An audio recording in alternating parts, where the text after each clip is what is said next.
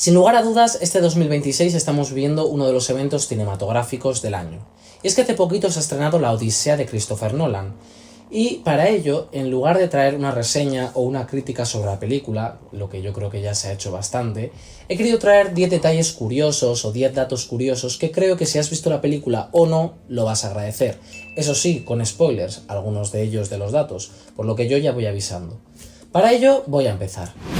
Y es que, en primer lugar, se trata de la primera película de ficción grabada integralmente desde inicio hasta el final en IMAX 70mm, que las cámaras con las que se ha rodado es analógica, por lo que este negativo se tiene que positivizar para luego poder renderizar y digitalizarlo en el proceso para luego poder postproducir y demás.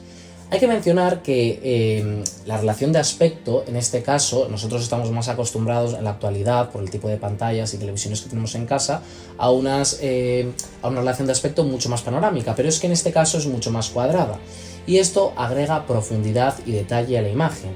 Eso sí, ¿qué pasa con estas cámaras? Porque no es todo positivo lo que ofrecen estas cámaras, y es que elegir una cámara implica tener debilidades por un lado y fortalezas por el otro. ¿Cuáles son sus debilidades? Una de ellas es que son gigantescas y muy ruidosas, lo que hacía que incluso el equipo de fotografía tuviera que poner una especie de caparazón para insonorizar el ruido que hacían estas cámaras. También asimismo, como he mencionado, son gigantescas, y lo que pasa es que estas cámaras, cuando se quería hacer pues planos, por ejemplo, más primeros planos, o planos detalles, que no se encuentran muchos planos detalles, yo creo que por esta razón, encontramos cuando se querían hacer primeros planos entre diferentes actores en un mismo plano, ¿no?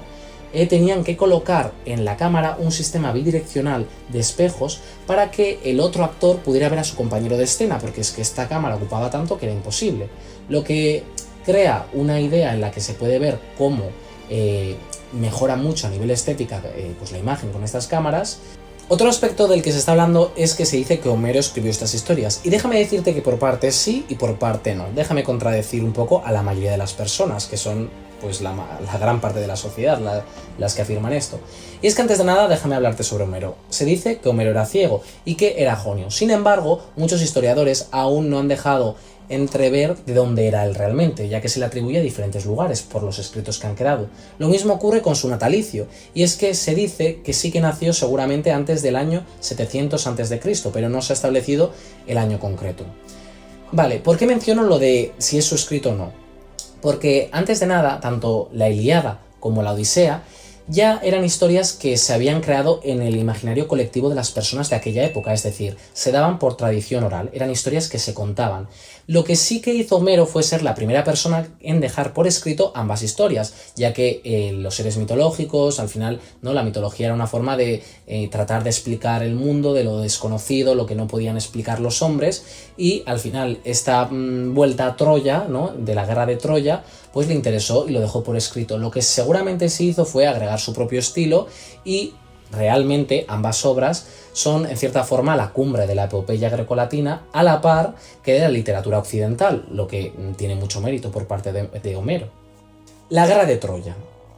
Nolan en la película, a través de una conversación entre Odiseo y Penélope, nos cuenta cuál fue el motivo por el que surgió la guerra de Troya, y es que Agamenón y Menelao asediaron la ciudad de Troya debido a que se supone que, dependiendo de la versión, Helena de Troya, es decir, la mujer de Menelao, fue dada a la fuga o secuestrada, raptada, dependiendo de la versión, por el príncipe de Troya, París. Y es que se la llevó desde Esparta hasta Troya.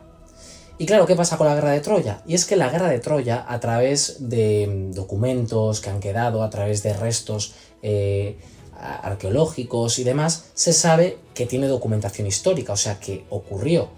Lo que pasa es que, según el historiador y doctor con mención europea en Historia del Deporte, Alfonso Mañas, menciona que realmente esto se ficcionó y que no fue por una mujer por el motivo que empezó la guerra, ¿no? Como ese intento de culpar a la mujer, ¿no? Que se crea en esta obra, en cierta forma, ¿no? En este caso en la Ilíada. Que se menciona en la Odisea también, lógicamente, porque es como su continuación. Claro, ¿qué es lo que pasa? Que realmente este historiador afirma que fue seguramente lo que motivó, el verdadero motivo, la realidad de esta guerra fueron el control por las rutas comerciales.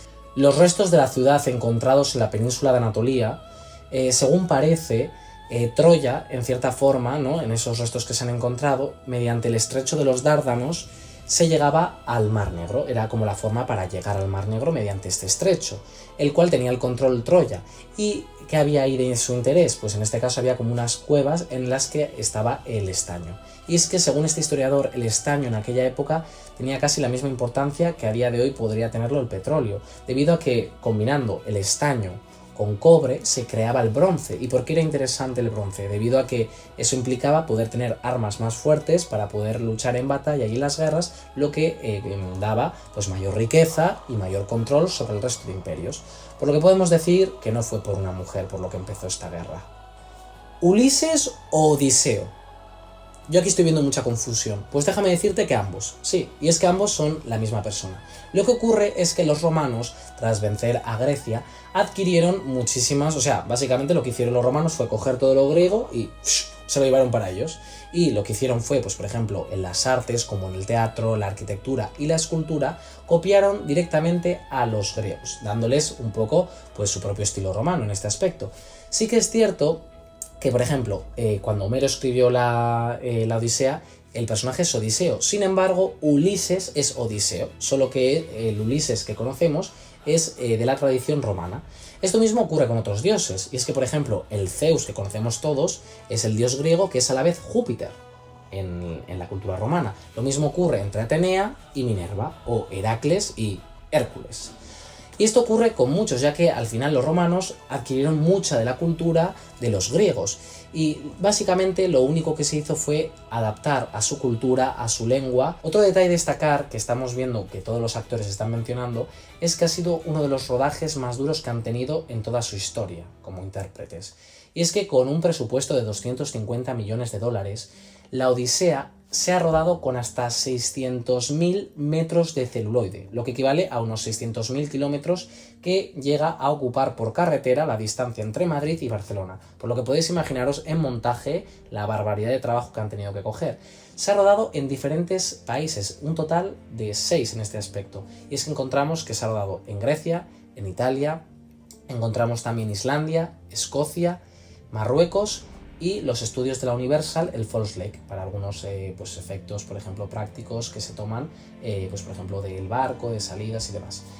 También cabe destacar que, por ejemplo, el castillo de Odiseo en este aspecto, ¿no?, que existe en realidad, es un lugar de Italia, está a 310 metros de altura, y cada vez que grabaron ahí los actores tardaban 45 minutos en subir. Además tenían que subir ya caracterizados con el vestuario, y solo se utilizaba un helicóptero para los suministros y para el equipo técnico pesado, como por ejemplo las cámaras, trípodes, focos y demás. Otro aspecto que ha dado mucho juego y mucho para hablar ha sido toda la secuencia con Polífemo. Y es que Polífemo es un cíclope y hijo de Poseidón, y es que encontramos que Nolan ha adaptado la versión original de Homero, ya que en la versión original podemos ver cómo Odiseo es un poco más soberbio, ¿no?, le agrega más aspectos más humanos. En este parece que todo el rato es súper leal, súper transparente, y encontramos que en la Odisea, cuando Polífemo, que sí que le habla a Odiseo, pregunta quién ha sido, Odiseo le responde que nadie. Al final logran escapar con la misma táctica de las ovejas y demás, cegándole en el ojo, el único ojo que tiene en este caso el cíclope, ¿no?, su rasgo más característico puede ser. Y la cosa es que al final Odiseo le revela a Polífemo que ha sido Odiseo, ¿no?, mostrando su soberbia de héroe trágico, ¿no?, como un héroe trágico que al final, en vez de ser inteligente y no decir nada, y así desata la furia de Poseidón. Pero en este caso encontramos que de primeras manos eso se borra. También cabe destacar lo interesante con lo que se ha hecho, pues por ejemplo, toda la estructura de Polífemo, ya que ha sido una marioneta de 18 metros de altura animatronizada, que se ha combinado con robot y CGI. Además, por ejemplo, para el sonido, también en la propia cueva se grabaron junto a altavoces para dar ese toque de terror que tiene la voz del personaje, el grito de dolor, ¿no?, que impresiona sin lugar a dudas. Otro detalle a mencionar es sin duda el pasotismo y el segundo plano que tienen los personajes femeninos. Y es que me iba a enrollar con este detalle o dato, pero prefiero dejarlo para otro vídeo o para otro aspecto cuando hable de mitología y demás. Y es que Nolan olvida por completo tanto a Penélope, a Atenea, a Circe y a Calipso, ya que si bien aparecen, el protagonismo que tienen es simplemente como cuidadoras y guías, y es que en el caso de Atenea, que está interpretado por Zendaya, yo lo siento mucho, a mí me gusta mucho Zendaya a nivel interpretativo, pero es que en esta película, la pobre, los guionistas no le dejaron hacer otra cosa que ser inexpresiva. Y es que según el propio Zeus, el propio dios griego Zeus, Atenea es la que realmente hilvana todo el plan y la que ayuda a Odiseo. Sin embargo, en la película la vemos así, todo el rato así. Lo mismo pasa con Circe, se borra que realmente Odiseo estuvo un año con ella, mantuvo relaciones sexuales, al igual que con Calipso. Esto, según he leído, muchas personas creen que puede ser, que puede estar asociado un poco a este nuevo resurgimiento que está viendo un poco de las ideas cristianas, ¿no? De el hecho de mantenerse fiel y tal, que se borra todo esto, ¿no? Toda esta duda humana de si vuelve o no Odiseo a casa, y es que esto Nolan se borra. Si bien a mí me parece una película espectacular, es verdad que los personajes femeninos son fuertes. ¿Cómo que Circe tiene miedo de unos soldados? O sea, a los propios dioses exiliaron a Circe, a la bruja Circe. En plan, no puede tener miedo, o sea, se justifica en la película con que tiene miedo, cree que la van a violar y que por eso los convierte en cerdos. Esta mujer no le hace falta justificarse, esta mujer es fuerte, es una bestia. ¿Por qué? O sea, quiero decir, no me quiero enrollar más, pero esto es otro aspecto a destacar, que es que los personajes femeninos pasan a un segundo plano y no lo merecen. Y tampoco Penélope. O sea, Penélope no lo merece. Porque es la verdadera protagonista, la que espera, la que hilvana el plan de esperar a su marido. O sea, ya paro, ¿vale? Otro aspecto a destacar es lo artesanal sobre lo digital, y es que muchas veces a Nolan se le achaca de ser un director que usa mucho las tecnologías, pero nada que ver. Y es que esto lo demuestra en La Odisea, y es que él mismo habla de que grabar en espacios y entornos naturales da oportunidades que no habías pensado antes de cuando habías concebido la idea, y que te puedes adaptar a ellas, como por ejemplo las situaciones meteorológicas, cosas que ocurran en el propio lugar de rodaje, que al final es lo que engloban la magia del cine. Y es que si bien él no dice de dejar a un lado, por ejemplo, la IA, o por ejemplo los proyectores de videoescena tipo LED, o por ejemplo también las tecnologías utilizadas como ahora, que está muy de moda, el de Volume, con la tecnología del Stagecraft, como es en el caso de la serie de Mandalorian, ¿no? Que encontramos ahí como esa combinación de retroproyección, y encontramos también que se combina con el CGI.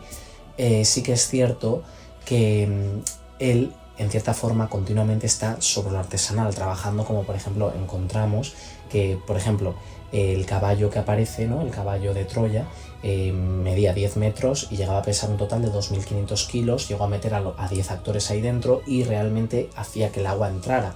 Por ejemplo, también utilizaba mucho, combinaba lo artesanal con el CGI, como es el caso del remolino que aparece en el agua. Pues eso primero lo creó con motos de agua, dando giros, y luego utilizó eso para tener de referencia para luego agregar en postproducción.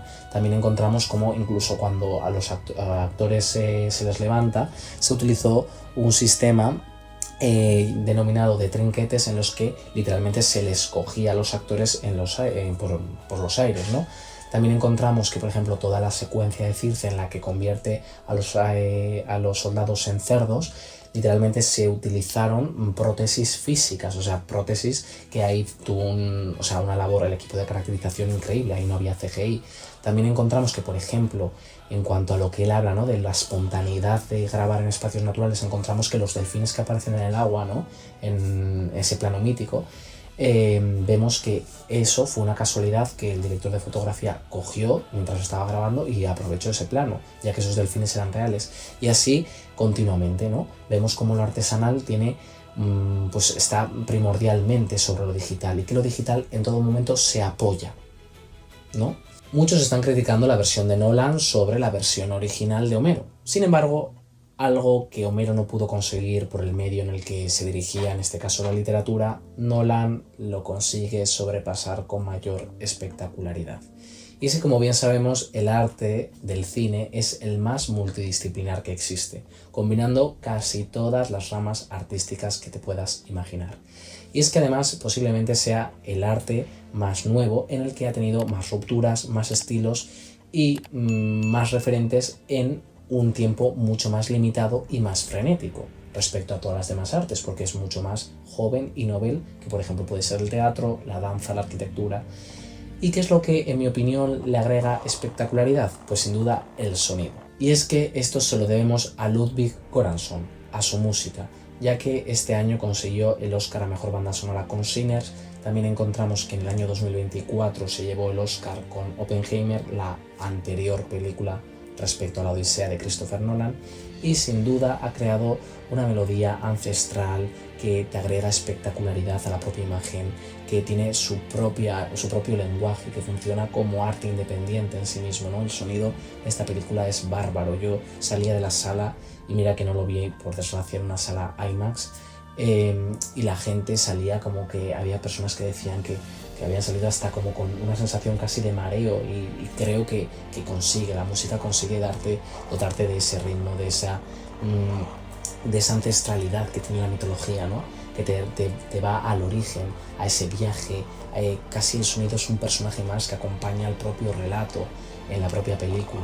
La calidad sobre la polémica. Quería acabar con esto porque me parece interesante mencionar esto, y es que antes de que saliera la propia película ya estaba habiendo bastantes polémicas con esta adaptación de Christopher Nolan. Entre ellas, la que más pesó, sin lugar a dudas, fue el hecho de que la gente empezó a elucubrar diciendo que había una especie de casting woke. Sí, casting woke. Las razones, yo te las explico. Se ve que Helena de Troya, en esta adaptación, en esta reinterpretación del mito, estamos hablando de mito, ¿no? El mito funciona a través de la narración, no a través del logos, la lógica, razonamiento. Por si acaso esto lo dejo claro, ¿no?, para las personas. Encontramos que en esta reinterpretación del mito, Helena de Troya es negra, lo cual supuso un problemón para las personas, porque seguramente este tipo de personas son las mismas que creían que Homero, antes de que Nolan estrenara esta película de la Odisea, creían que Homero seguramente era Homer Simpson, pero latino. O sea, ¿en serio creéis que de verdad me estáis diciendo que supone un problema que sea negra? Quiero decir, que te lo vas a creer menos. ¿En serio? En plan, podría entenderlo si estamos hablando de que yo mismo he dicho que esto se fundamenta en una base histórica, pero vamos a ver, lo que se tiene sobre esto son más que nada documentos, y estamos hablando de mitos que sirven para reinterpretar, para reimaginar, para preguntarse cuestiones del mundo. No estamos para buscarle la lógica. Sí, en cierta forma sí, pero no, ¿sabes? También encontramos que Elliot Page, actor trans, antes de que saliera el casting reveal, ¿no?, mucha gente empezó a criticarlo por su complexión física, diciendo que no daba el papel ni la talla para ser Aquiles, cuando, por cierto, Aquiles ni siquiera sale en la Odisea. Sí aparece de forma en la que se le menciona a él, pero no aparece de forma patente. También quiero destacar que él actúa de un personaje que es Sinón, que si bien aparece poco en pantalla, es un personaje muy estratégico en lo que respecta a la entrada en Troya. Y quería destacar estas polémicas y dejar este último para mencionar que al final la calidad ha podido sobre la crítica. Y es que yo siempre digo que no puedes criticar algo hasta verlo, hasta probarlo, hasta experimentarlo. Y la gente ya lo había descartado por este tipo de elección, lo cual me parece una tontería. También encontramos que ha habido polémica con el tema de Sáhara Occidental. Esto tiene que ver más con un tema geopolítico, con Marruecos, los saharauis, en los que se dice que no ha respetado a esta población. Y no me quiero meter aquí porque si no creo que se va a alargar demasiado el vídeo, también eso sería otro vídeo. Y lo que sí quiero llegar a la conclusión es que para mí esta película, si bien tiene muchos fallos, tiene más que muchos fallos, cosas con las que yo siento que estoy más o menos desacuerdo, o me hubiera gustado que se hubiera reinterpretado de otra forma, sí que es cierto que creo que lo bueno pesa sobre lo malo, y para mí es un 10. O sea, es una película que es una experiencia, que es de estas películas que de verdad, no es por decirlo, pero hay que ir al cine, hay que verla, y te demuestra que el cine está vivo. Entonces a mí Nolan en esas 3 horas me ha hecho sentirme realmente vivo, y yo me he sentido parte de la historia, por lo que a mí ya me ha ganado. Para mí el cine es eso, es arrastrar al otro en tu historia, y a mí me ha arrastrado por completo en este viaje. Por cierto, si te quieres suscribir, comentar, darle like, a veces se me olvida decirlo, parece que no es importante, pero lo agradezco un montón. Si te ha gustado, si quieres más contenido, dímelo. O sea, diferente tipo de contenido. Ahora salen nuevas películas, está siendo un verano bastante apoteósico en cuanto a cine, teatro, también, lo que sea. Escríbemelo, yo ahí estaré para hablar de todo un poco. Así que muchas gracias, y eso, no te olvides de darle like, importante, comentar, y suscribirte, la campanita.